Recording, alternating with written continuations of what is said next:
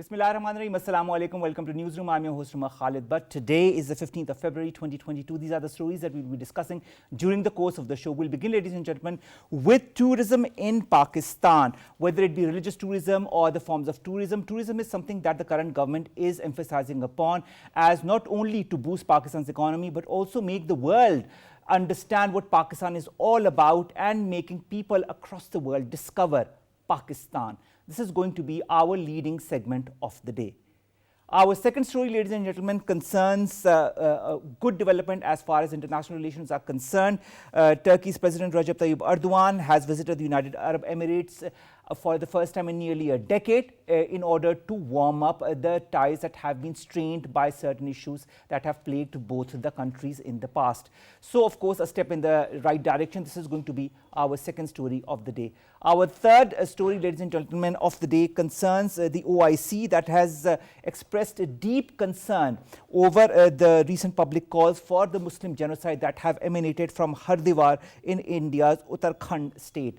And of course, is also a very important declaration by the OIC because it puts into perspective the whole Muslim Ummah in one direction on one perspective as far as this very important issue of genocide of Muslims or such steps taken in this direction are concerned. Then, ladies and gentlemen, we'll be talking about Washington Post that has reported that Pakistan is allowing nuclear rival India to deliver tons of wheat to Afghans struggling through intensifying food shortages. And of course, this is for the benefit of the Afghans, whether on the one hand, India does not concede to what Pakistan is trying to do, talk and of course deliver certain issues and talk about issues and try to thwart out issues that plague both the countries. On the other hand, Pakistan does allow India to move forward as far as aid for Afghanistan is concerned because Pakistan is extremely concerned about Afghanistan. And finally, ladies and gentlemen, we'll take you to Canada, where Justin Trudeau has activated a rarely used emergency powers in an effort to end protests that have plagued the US and Canada, because these protests have been happening on the border between the US and Canada, and these protests are causing issues as far as trade between the two countries are concerned. This has happened after a period of 50 years. A lot of concerns have also emanated because of these protests. Let's come to our first segment, ladies and gentlemen, and that concerns tourism in Pakistan, something that the current government is emphasizing on, something that the current government wants to promote at the most, and a lot of measures have been taken in the right context as far as that is concerned, so that the world knows what Pakistan is all about, that Pakistan is that undiscovered treasure trove. More in the following report. Pakistan has ample tourism potential as the country has some of the most beautiful mountain-sized Mughal-era architectural masterpieces and picturesque beaches in the world. The natural wonder as well as historical and religious tourist sites could act as magnetic spot for a large number of both local and foreign tourists every year. Acknowledging that there is no dearth of breathtaking natural landscapes in the country, Pakistan has topped several international travel lists such as Forbes' the 10 coolest places to go in 2019 and Condé Nast's best holiday destination in 2020. The New York Times, an American daily with worldwide readership, compiled its list of 52 places to love in 2021, and after evaluating more than 2,000 suggestions, it included the historic city of Lahore in the list of 52 dream destinations for tourists to visit in 2021. The recent visit by the Duke and Duchess of Cambridge reaffirmed that Pakistan is endowed with fascinating cultures, most spiritual sites, and magnificent Himalayas. Premier Imran Khan has been reiterating that the promotion of tourism in the country is one of the government's top priorities to generate revenue and job opportunities. In order to ramp up the thriving tourism sector, much more is needed to be done to promote Pakistan as tourist haven, but it is important to first identify obstacles hampering tourism potential of country. Now, to talk about tourism in Pakistan, we have the privilege of having with us in our studios Minister of State, Special Assistant to the Prime Minister on Tourism Coordination, Chairman of PTDC and Chairman National Tourism Coordination Board, Mr. Azam Jamil. Azam, thank you very much to have joined us. My pleasure, Khalid. Thank you for having me. The pleasure is all ours. Let's begin with tourism. When you think of tourism and when you think of Pakistan, the first thing that comes in the mind of many of the people who do not know Pakistan is Pakistan a place where we should go to? How can we change that perception? Okay. When a perception takes long to establish, it probably takes equally long time to get it fixed. However, sometimes it gets fixed very, very rapidly. And there are many factors that fix it. The first factor that fixes it, that how many people within the country are traveling. So when we talk of tourism, our mind wanders to the foreigner. Our mind wanders to the person coming from a faraway land. And I've always believed in this, and not after that I've assumed this position, even when I was in hospitality for 40 years and I was on the other side of the fence. I used to engage with governments and I used to tell them that tourism starts at home. We have 230 million people. If you can't convince a family from Faisalabad to go to Texila, it's unlikely you'll convince somebody from Frankfurt to go to Texila. Get Pakistan moving first. This is the cake. The foreigner is the cherry on the cake. And we start running after the cherry before we start making our cake. So my focus, while foreigners are a huge advantage in terms of foreign exchange contributions and stuff, but tourism needs to start very much at home. Also, don't forget that a Pakistani average family is a big spender. You know, they start from home in a car, and within half an hour they've stopped at a restaurant and kadai murgi has been ordered for 9 people. So the contribution to the economy starts very quickly as they leave home. And they do this throughout their trip, okay? So they are a contributor. A Pakistani family will go to Murree and they will walk down the Mall Road and they will buy stuff, and they'll buy sweaters and shawls and stuff. So I think that's where we need to start. But what's more important is that we need to get the house in order. I've told the Prime Minister this also, that unless we can get our house in order, you can invite people and they'll still come, but some of them will be disappointed. And some of them might go back and say, we did not have a good experience for a multiple of reasons. So my first objective is that, you know, it's like when we invite people for dinner at the house. You know, everybody's cleaning the house up, and you put the flowers and you make sure that the chair is not, and the artwork is all straight.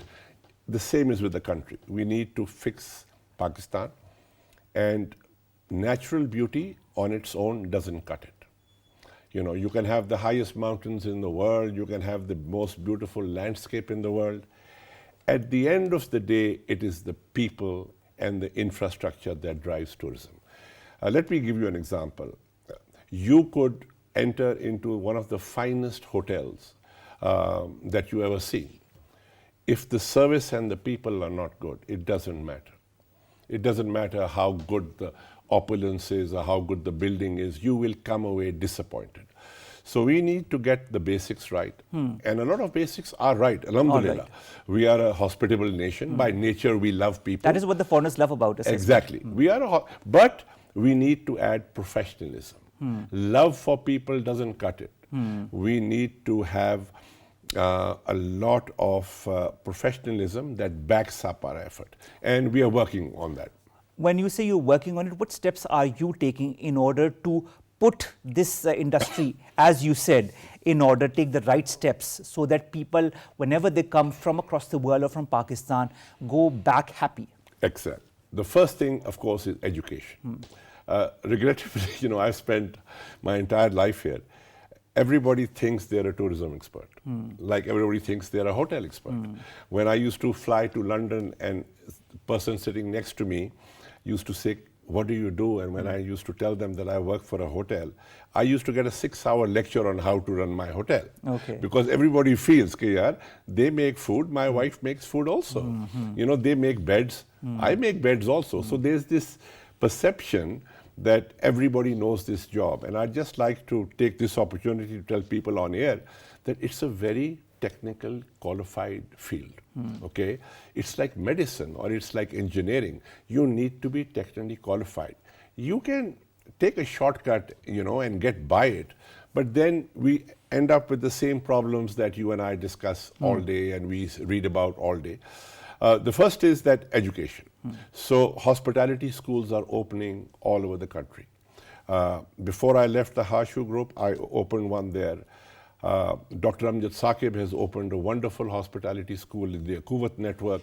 Namal is now going to start a hospitality school. I was in consultation with the Chief Minister of Gilgit-Baltistan, and we are opening hospitality schools there. So education is where you start with. So you're telling kids who've got 12 years of schooling that learn the field, learn how to be a tourist manager. And we will teach them in multiple fields. When these people come out, Omar, and they join the industry, and then the guest comes, they just get elevated to a much higher level of service. Of course, agreed. Yeah. Agreed. But next? Okay. The next is we need to make it easy for the tourist, okay?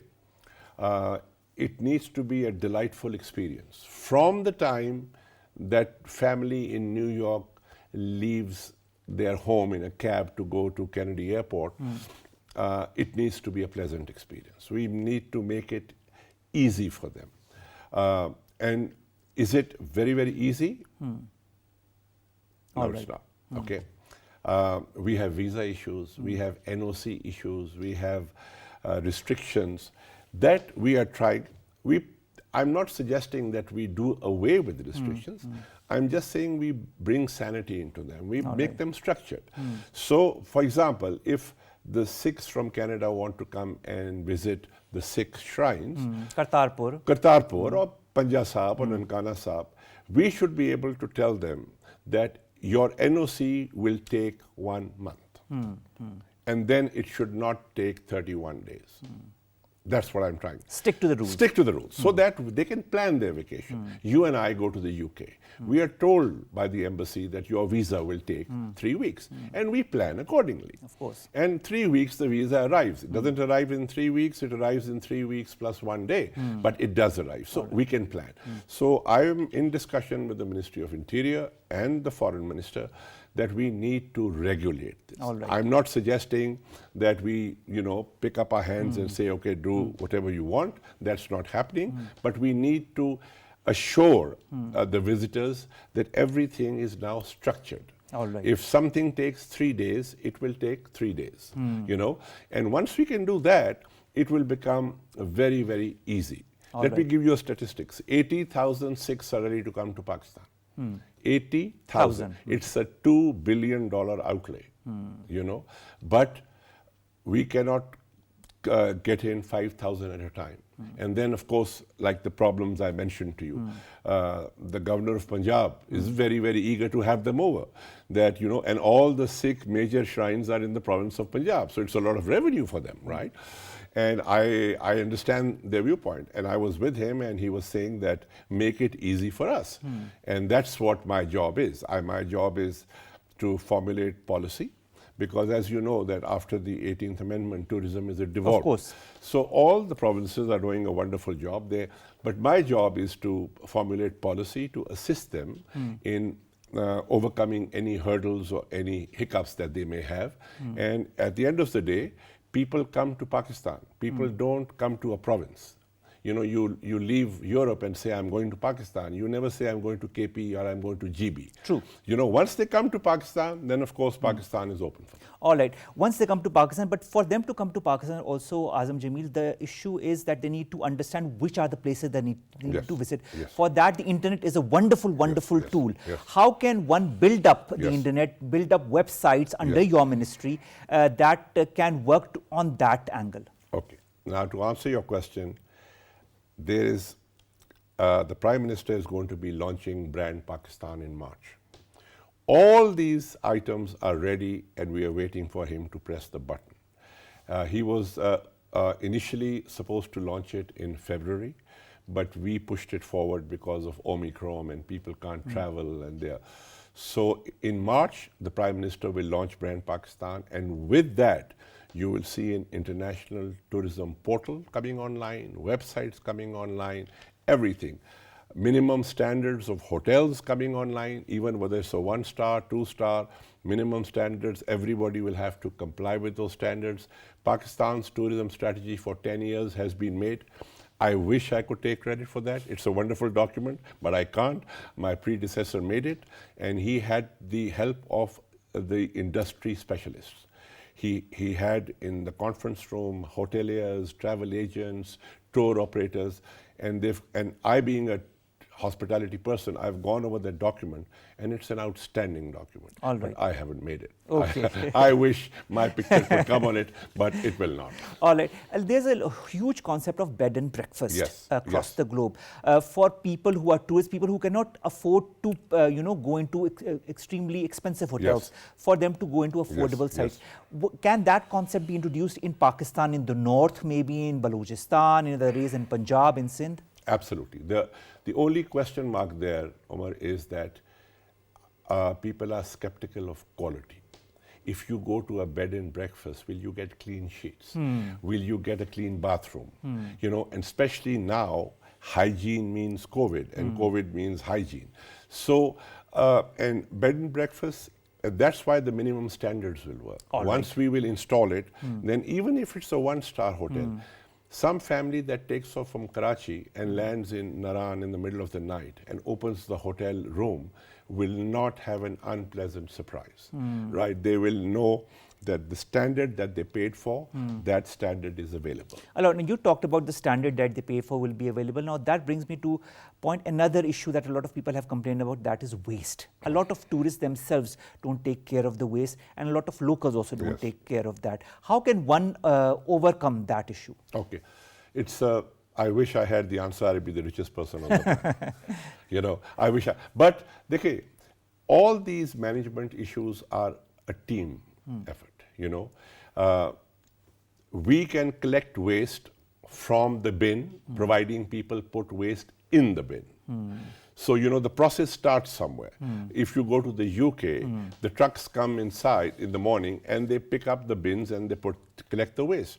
But the house owner has no option but to put the waste in the bin. So I think we need an awareness program. We need to tell people, of course, mind you, a lot of times there are areas where there are no bins as well. So you come to a place where, you know, you have a glass of juice or a box and you have nowhere to throw it, right? So I've asked the provinces that we must make the facilities available and then request the people to use them. All right. Now, speaking of facilities, Azam, Jamil, a lot of countries, even in the Middle East, like the UAE or others, have created special areas for the foreigners where maybe they can go into the sea and swim as per their desires and not be overlooked by the locals. Yes. Can something like that be achieved in Pakistan? Yes and no. One can try. I'll be very honest with you. It hasn't been thought over. The minute you have isolated places, question marks arise. Okay. You know, then you have people saying, okay, what is happening here? All right. Something, you know, illicit is happening here. You know, we get all kinds of questions. One can try it, one can make it, but it's not a happy ending all the way. People can have a lot of concerns about it, that if you isolate places that are just for foreigners, you can have issues about it. But one can think about it. All right. You talked about religious tourism. How important is that also for Pakistan's economy and for the future of Pakistan? Because you talked about the 80,000 Sikh pilgrims that want to come to Pakistan. And there are so many others. There's also religious tourism for Hindus and so on and so forth. How, in your point of view, can we take that forward? Okay. Listen, first of all, I gave you an example of 80,000 Sikhs coming to Pakistan. If they were to show up, we wouldn't have enough hotel rooms for all 80,000, not even for half of them. So we can't absorb more than X numbers, okay, at one time. All right. And of course, we have a lot of Hindu shrines, we have a lot of Buddhist shrines. The Prime Minister was just in China, and I sent to him the Buddhist shrines we had translated in the Chinese language. And he distributed it there. There's a lot, Omar. The question is that we need to be ready for them. You can't market something that is not ready to be marketed, right? I mean, marketing is a 5-minute job. I tell my team and on social media, you know, you can, tonight you will see fireworks, okay? But when they do arrive tomorrow, are you ready for them? Especially in large numbers. Again, for religious tourism, I told you we have NOC issues. All right. We have clearance issues. They need to be solved, and they will be solved, inshallah. It's not a problem. But I am not going and selling something that till I'm convinced that we are ready in every way to receive these people. And there are a lot of them, and inshallah, it's very close to the Prime Minister's heart, and we will be inviting all these the Hindus and the Sikhs and the Buddhists from all over the world. They will visit Pakistan. The locals also, Azam, Jamil, you know, when tourists visit an area, one of the complaints sometimes that they have, the locals who don't understand them and sometimes have a certain, you know, regard towards them. Yes. That is most of the time acceptable, but sometimes is not. Yes. How can one work towards that as well? Okay, Dekhe, the simple answer to that is that we have to involve local communities. I was working for the Aga Khan Development Network for 20 years, and I was involved with Serena Hotels. Wherever we went with the Serena Hotel, the first thing we did was involve the community.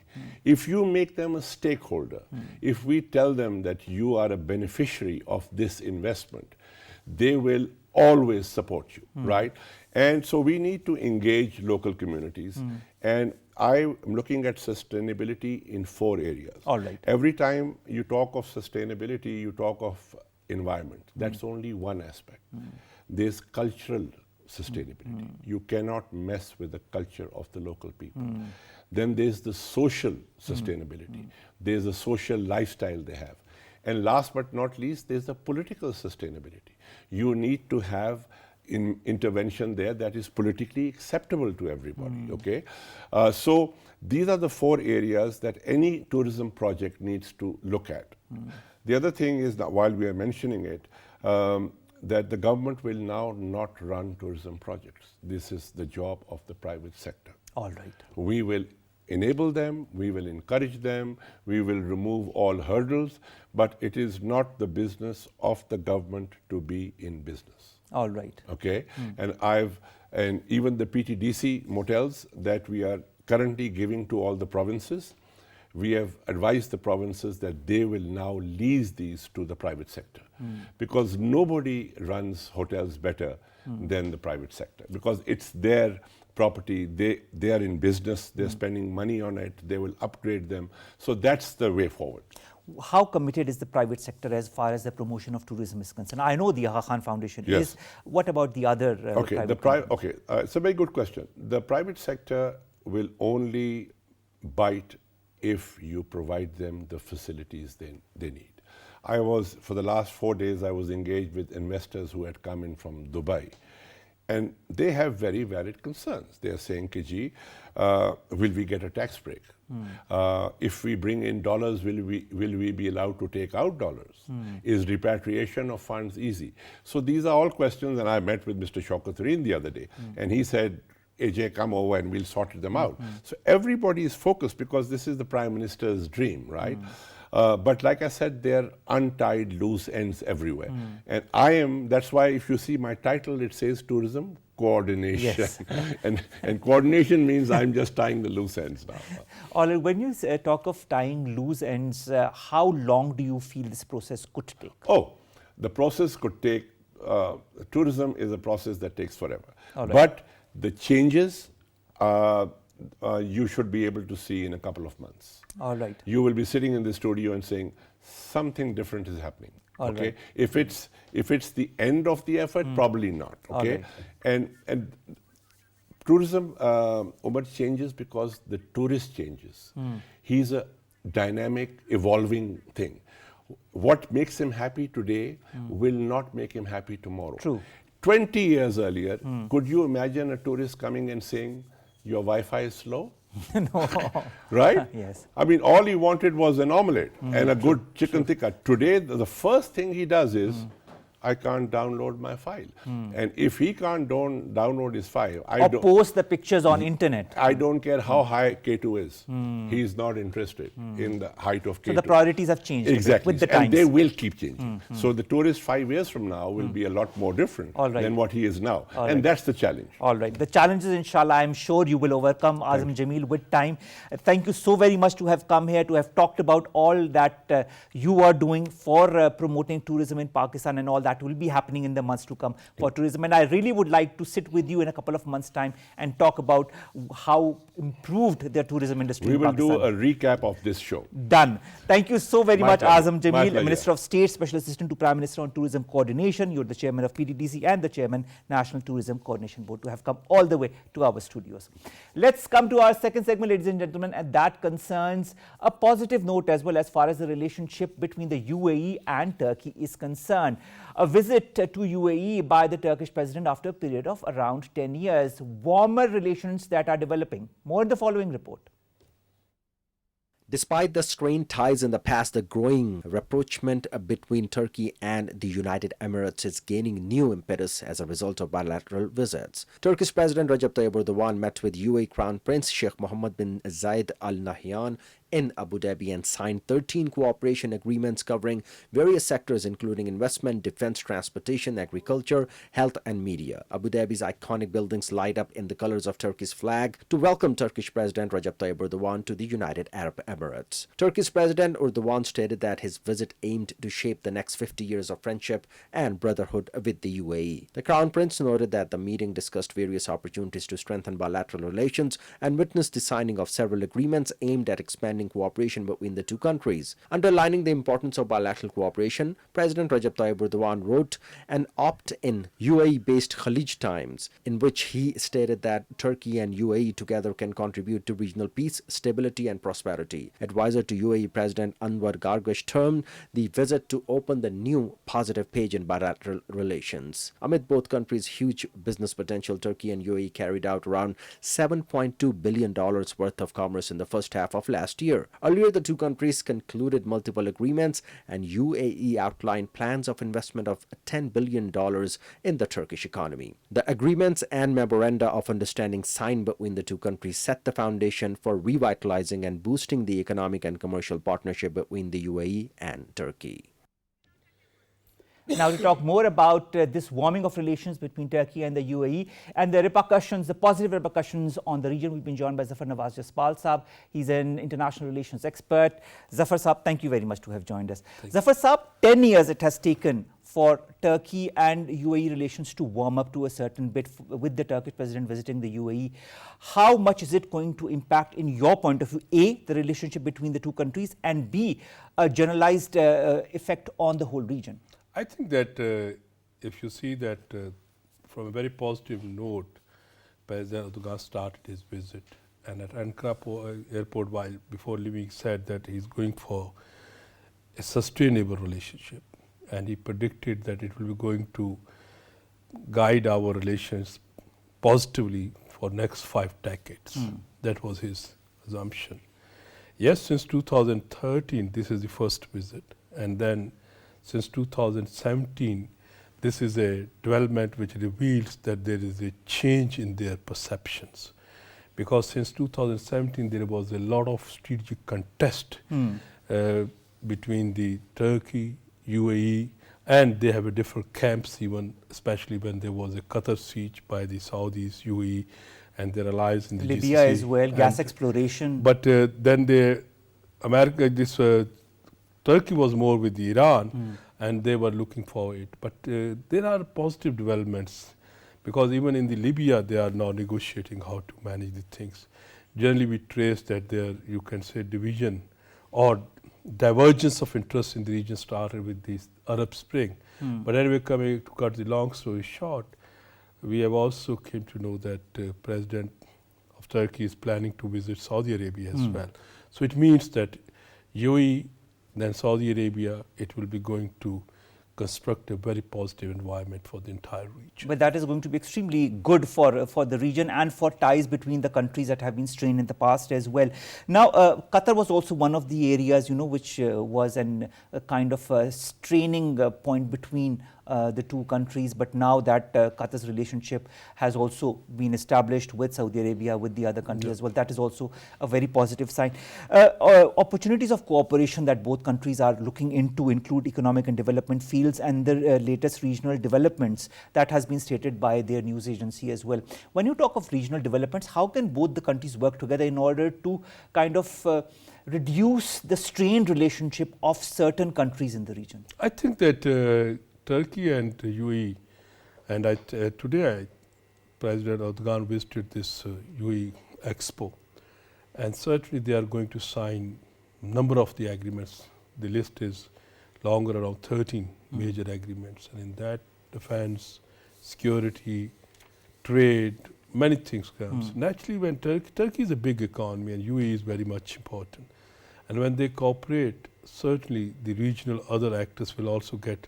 So we are living in a multilateral, interdependent world, and definitely this region, which was facing some kind of containing one state or one versus the other, and the relations were very much strained in the last 5 years. So definitely when they will be moving ahead together, both UAE and the Turkey, definitely it will be having a very constructive impact on the entire region, especially within the or on the economic chessboard. All right. Apart from economy, there's also the defense field in which both the countries are cooperating and have pledged to cooperate even further. How does that bode as far as the region is concerned? I think that Turkey, if it is going sincerely to support the UAE, they are able to overcome this Houthis pressure on the UAE. And in this context, Turkey is also now looking its allies or its relationship, you can talking out its relation in a manner that it would reduce its tension with Europe and the United States. So definitely having a good relation within the region or MENA and establishing with the UAE and then Saudi Arabia. So that is a step in the right direction. Steps that which will leading them to in a very constructive way on the better track. All right. When you look at Turkey, and you've heard the statements of Recep Tayyip Erdogan, he's very blunt as far as his point of view, his country's point of view on different regional or national issues is concerned. And then there is UAE that has a very balanced relationship with all the important countries of the world. Do you feel a change that is going to happen in Turkey, or do you feel that change coming as far as Turkey's foreign policy is concerned? Look, that Erdogan has two challenges. How to maintain his popularity within the country. But he realized that you can say degradation in the economic sector of the Turkey is not good for his country as well as his own, you can say, personal popularity. So do you feel like Turkish? So I think that when he's visiting these or mending the fences with the UAE or the Saudi Arabia, generally earlier we were hearing that he was trying to, you can say, steward the situation in a way that where he will be leading within the region and then from the region toward the entire Muslim Ummah. But now I think he started realizing that there are certain limitations, and within those limitations it's better that he can cooperate and engage economically UAE and Saudi Arabia. At the same time, definitely he's not distancing from Qatar or Iran, but he will be maybe emerge as a balancer within the region or as a dispute settler in the region. So it's a very daring role if he is able to play. You talked about dispute settling, and that's interesting because there are certain countries in the region that have certain disputes and we know all about them. Do you feel Pakistan has already said that it wants to play its role in diffusing tensions? Do you feel Turkey and Pakistan could work together in that? I think that Pakistan, among a few countries on which Pakistan has a great trust and with which it is able to move ahead, that is one of them is Turkey. And with Turkey we have a very better understanding as compared to a number of the other states. And Pakistan always tried to play a role of mediator or something balanced, you can say, bringing the regional actors together and so that they can avoid or de-escalate their existing tensions. So in that context, of course, Pakistan, Turkey, they are very much on the same page. In Afghanistan, they are very much same page, how to deal with Iran's isolation from the international community. They are on very same page how to engage or decrease the rift between the Qatar and the Saudi Arabia and Saudi's allies and versus Qatar, how to manage. So I think that Pakistan and Turkey has great cooperation, and it would be a good further. It will be going to enhance in their relationship. Now, Rajab Tayyip Erdogan Saab has said, and I quote Zaffar Saab, that he has said that he wants to work closely on new fronts with the UAE, and that includes climate change and water and food security.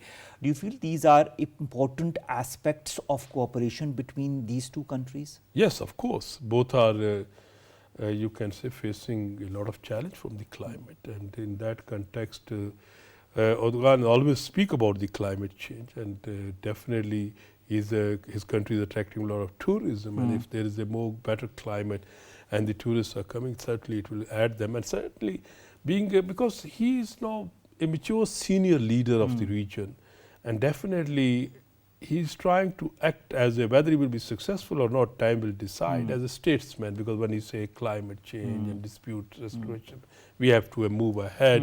So I think in that context, if he will be successful, it will be good for his, you can say, legacy, but at the same time, he's working for that. All right.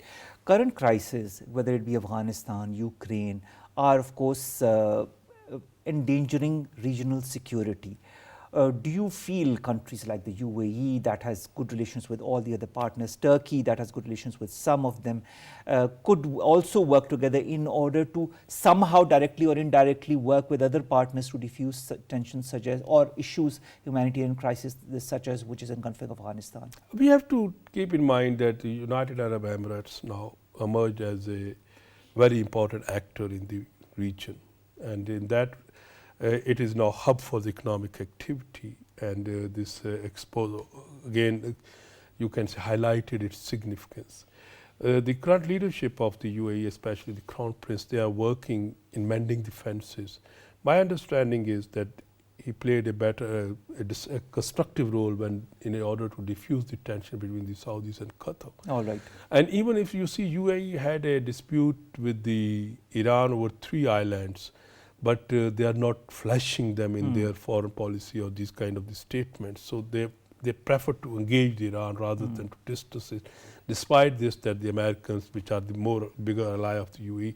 So similarly, with this kind of thing, they are now they engaged Israel even in this with the Abraham Accord in 2020, and now the Israeli president is now prime minister is in Bahrain.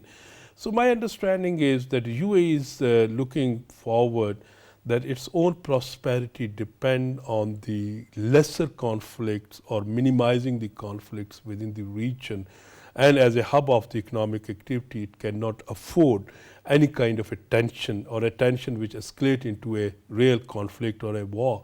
It's not interested in the UAE. Similarly, now when we look about the Turkey, Turkey is an important country. It's a big country. It's a member of the NATO. It's a Asian, European, you can say, and it has a many past history. Now, Erdogan tried to cash it or present, but rationality now prevailed, and he realized that he has to improve the relationship within the region, or Turkey's bilateral relation with the UAE, Saudi Arabia, and keeping in mind Qatar and the Iran. So instead of becoming a part of creating a blocks within the region, it's better to, you can say, go for integrative processes. So my understanding is that Erdogan is now, this visit reflects that he's working on this integrative process or connectivity.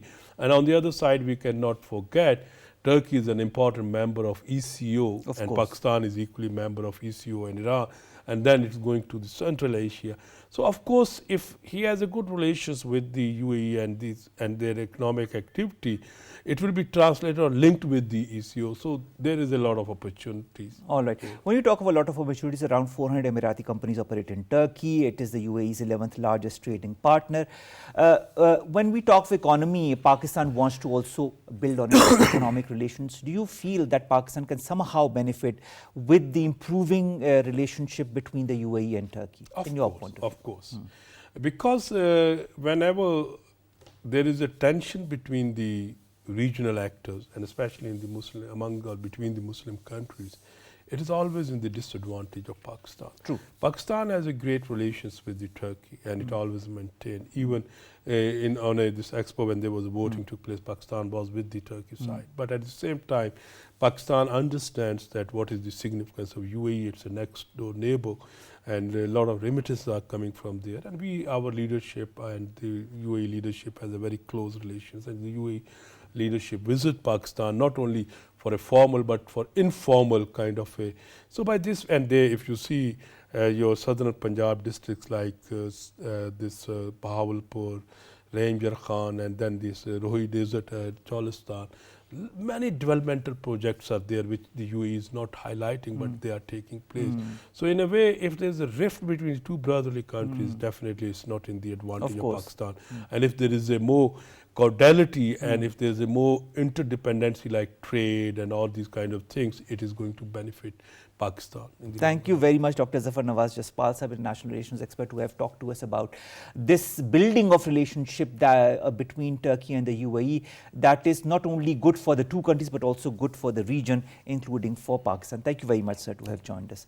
Let's come to our last three stories very quickly, ladies and gentlemen. The first, of course, concerns the OIC that has condemned the growing attacks on Indian Muslims, and in that I would like to cite the genocide of Muslims in Hardwar. The public calls for that in Haridwar in India's Uttarakhand state, and this has now been formally condemned by the OIC. Also the continued attacks on Muslims and their places of worship, the recent trend of anti-Muslim legislation in different states, and the rising incidents of violence against Muslims are indicative of this growing trend of Islamophobia, something that our Prime Minister and our government have also been talking about vehemently, and that is now being supported by the OIC as well. This is our first story. Our second story concerns humanitarian aid to Afghanistan, ladies and gentlemen. Now, Washington Post says that Pakistan is allowing nuclear rival India to deliver tons of wheat to Afghans who are struggling through intensifying food shortages, and dozens of trucks from Afghanistan will be allowed to collect wheat from India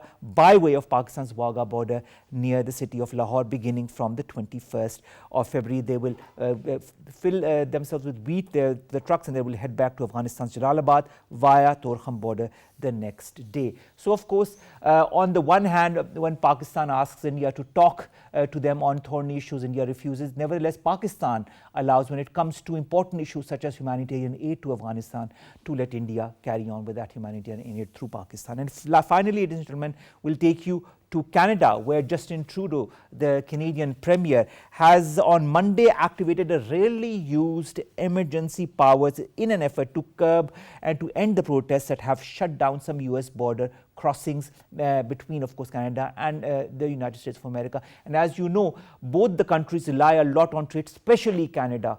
And these border crossings are extremely important for Canada so that trade can flow easily. And these protests have led to an unusual decrease in that trade, and that is why Justin Trudeau has implemented these emergency measures, which have not gone on well with a lot of people who say that these emergency measures should not have been put into place. Nevertheless, only the Canadian government and Canada knows better on how to move their country forward.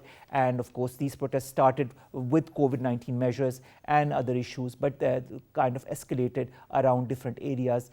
And that is how, and that is why Canada has taken this tough decision of course, imposing emergency measures after a couple of decades. With that, ladies and gentlemen, we come to an end of today's newsroom. We'll see you, inshallah, tomorrow with news stories, segments that interest you, us, and of course, Pakistan. We implore you, as we always do at the end of the show, to continue following the SOPs and, of course, get yourselves vaccinated and boosted whenever you can.